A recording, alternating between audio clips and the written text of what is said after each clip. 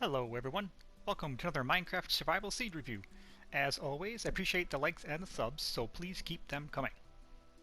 In case you hadn't noticed, a lot of changes recently came to the PlayStation 4 version of Minecraft, most notably it being changed to the Bedrock version. And as part of that version and that update, they provided a few seeds you can use that have some basic themes to them. This is a short series where I will review them. Just going to go through them in alphabetical order and share those with you. For this series, I decided not to find every shipwreck and underwater ruin. That takes a long time to do, and they're basically everywhere. As always, at the end of each video, I'll show a map with where all the structures are identified. And if you want a full list of the X and Z coordinates, there'll be a link in each video's description where you can download a PDF that has all of them listed. That's basically that. For this first episode, I looked at the Abandoned Village seed. Overall, I like the seed a lot, mostly because, as you can see, there's not a ton of water, of which I'm not a big fan. It also has 21 villages, of which I am a huge fan. There are also 8 desert temples, which I always like looting and sometimes taking over and using them as a home or something. It has a good variety of biomes as well, but there are no snowy biomes nor jungle or bamboo forest biomes. You might run into those if you expand farther. I did only do the center 9 maps. I also really like that rivers are very long and numerous, and although it would take a long time to do, you could actually get from any one of these larger bodies of water to any other one simply by sailing or floating through water, which is pretty interesting. Now I put this map wall here near 0, 0 coordinate, and as you can see by where I am, it's not actually in the center of the center map. I don't know if that's always the case, but it is for the seeds I've reviewed so far. In fact, in one of them, I believe 0, 0 ended up in a different map entirely. If that happens, I will move to the map that has 0, 0 in it and make that the center map. Also, because of the changes and then because the worlds are infinite, I can no longer name them like I used to with a grid with like a A1, B1. So now I just call the center map center and then refer to these as north, east, south, west, northwest, northeast, etc. So that way you'll know where I am when I go through here and explain where these structures are. So now it's time for a quick tour. I'll show a few villages that are in cool locations or look like that have interesting stories about them, along with a couple other points of interest. And I'll stop by where the end portal is. In this case, it's actually slightly above this map right here. That's the other thing that's changed about the way I used to do that, is because the worlds are infinite and you generate the whole thing at once, I can no longer start with a small map and ensuring the end portal's in the middle, so those will be a little harder to find, but I will still try to locate those for you with each of these seeds. The first village actually I wanted to show you, not the one over here, but the one over here, which gives you an indication why this is called Abandoned Village. One, there are no people, and all the buildings have pieces missing from the roof or the sides and are filled in with cobwebs or spider webs. There are actually a couple villages that have this kind of destruction and abandonment to them, hence the Abandoned Village name. The next village I wanted to show you is right over here, which has one of the coolest features. There's actually 2 villages in this seed that have something like this, but this one was a more extreme case of it.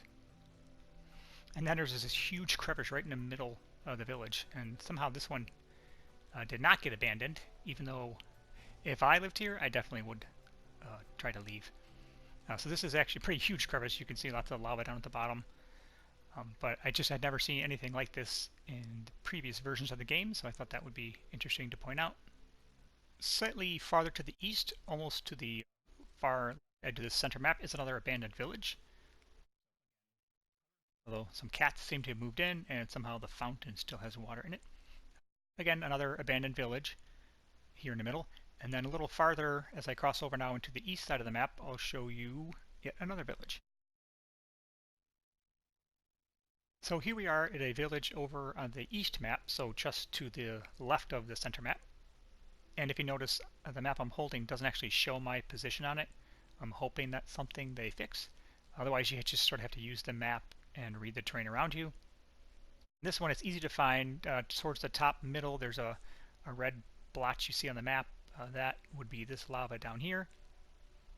This village, I mean, nothing too special about it in particular, although this garden being broken in half by this crevice was cool. The most important thing is that there's also another stronghold down here. I didn't go and explore it, but I did break the wall open just to make sure it was in fact intact and not just a bunch of walls. So that would be a nice place to go explore should you be brave enough and venture over this way. And next I'll go to the last village I wanted to show you, and then we'll go check out the portal, and I'll show you some other landscape features that I found interesting. Here we have the last village I wanted to show you.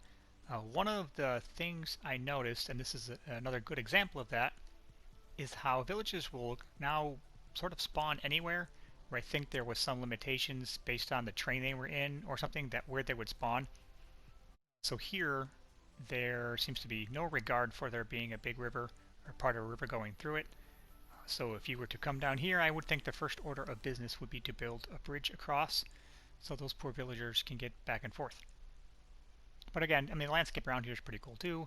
I am in the southeast map, so almost all the way towards the bottom of that map, and about as far south as I ventured exploring the world. I did not go anywhere down there, but I'm sure there is much more to explore. Now I'm going to head over to the end portal way up in the northwest map and take a look at that. Here I am actually just north of the map I have in my hand. So this was the map I would enable northwest.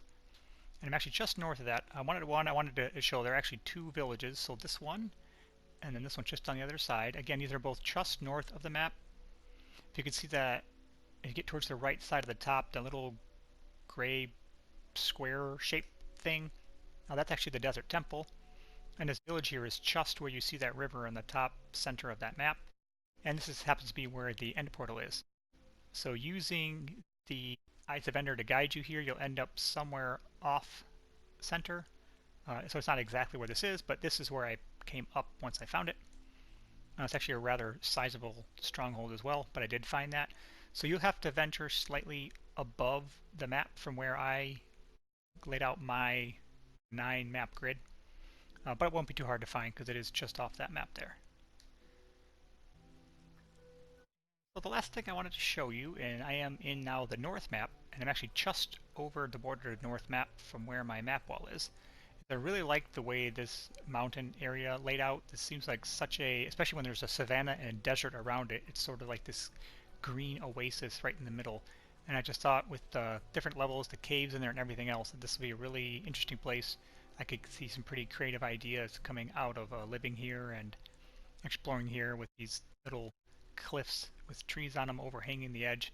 I just thought it was a really quite a beautiful location, especially if it existed in the real world. So even though I'm at the bottom of this map, there's actually another village just north of the top border of this map as well. If you expand beyond the 9 maps that I show, you'll be able to find some other villages to use as starting off points for venturing even farther. And one of the reasons I only did 9 maps instead of the usual 25 is because it's not in the center, it sort of messes up the way I lay out my grids and document where all the structures are, so I'll have to come up with something new. For this series, I'm going to stick with these 9 maps here. That was all I had to show you. Please give me a thumbs up if you like this, and if you haven't already, subscribe to this channel, especially if you want to see more. I will have the video for the next seed they provide for you with, along with this update, the Bamboo Forest, in a short amount of time. And I will end this video with an image of the map with all the locations on it. And again, if you want to download a document with all the coordinates, there'll be a link in the description.